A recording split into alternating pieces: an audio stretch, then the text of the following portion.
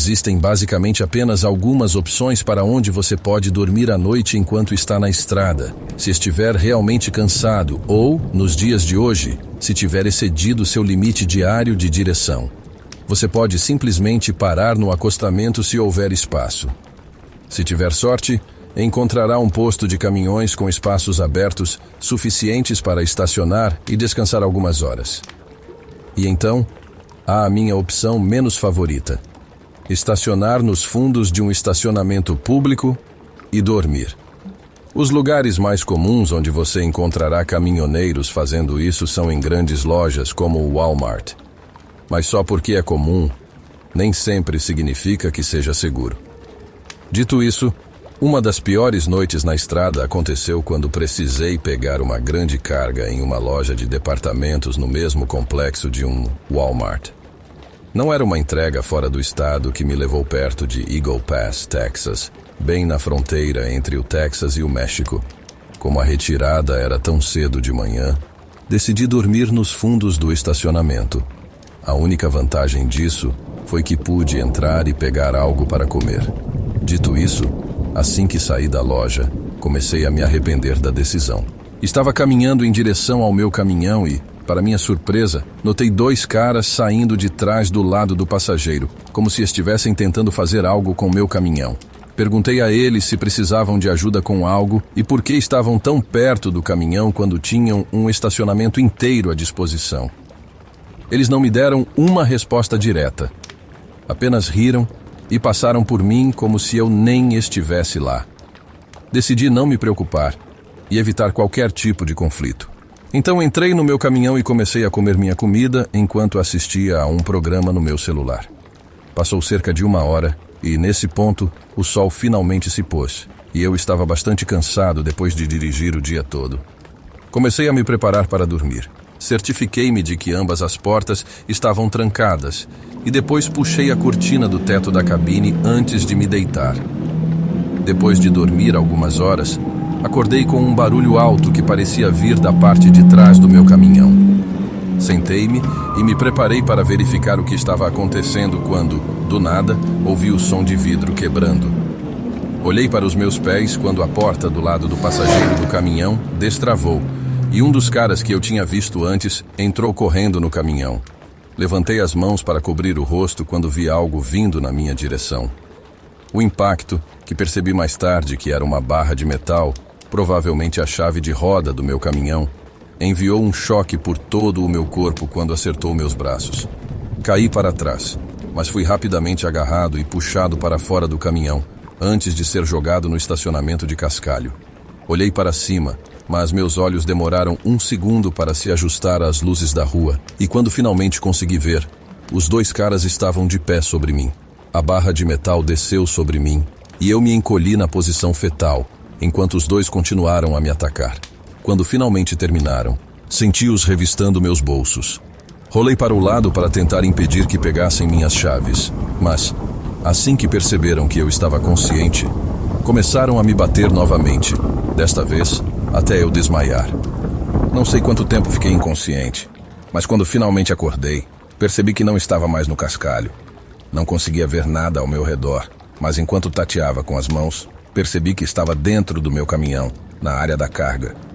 Levei 1 segundo para entender que estava tendo dificuldades para respirar a cada inspiração que dava. Parecia que estava sendo esfaqueado nos pulmões. Antes de conseguir me sentar, senti o caminhão tremer um pouco. E ao perceber que os 2 caras roubaram meu caminhão comigo dentro, tive que me preparar para qualquer coisa. No início, tentei não me mover por causa da dor que sentia de quase todas as partes do meu corpo. Mas quando percebi o caminhão parando lentamente, sabia que tinha que me preparar para qualquer coisa. Não sabia onde estávamos ou o que esses caras queriam. Lentamente sentei-me e consegui me ajoelhar, rastejando na direção da parte de trás do caminhão. Na verdade, eu não tinha um plano. Só sabia que assim que eles abrissem a porta, precisava me afastar o máximo possível deles, a qualquer custo. Os minutos passaram e não houve movimento na frente do caminhão ou no próprio caminhão, pois permanecemos estacionados. Mas depois do que pareceu 1 hora, finalmente ouvi o som das portas do motorista e do passageiro se abrindo e fechando. Preparei-me quando ouvi o trinco na parte inferior da porta de trás sendo destrancado e ela se abrindo. Embora eu não pudesse me mover, pois estava cego por duas lanternas brilhando diretamente em mim, iluminando o interior do caminhão. Foi então que ouvi algo que não esperava. Aparentemente, os dois caras que me assaltaram e roubaram meu caminhão também eram péssimos motoristas, pois foram parados pela polícia. Agora eu estava olhando para dois policiais uniformizados que me asseguraram que uma ambulância estava a caminho e que eu ficaria bem. Quando tudo foi dito e feito, fui informado de que os dois homens tinham conexões com um grupo no México e acreditavam que eles estavam tentando cruzar a fronteira com a carga para vender o caminhão e os produtos que estávamos transportando. Não dá para saber o que teria acontecido comigo se o caminhão tivesse conseguido atravessar a fronteira com sucesso, mas algo me diz que eu não estaria vivo agora.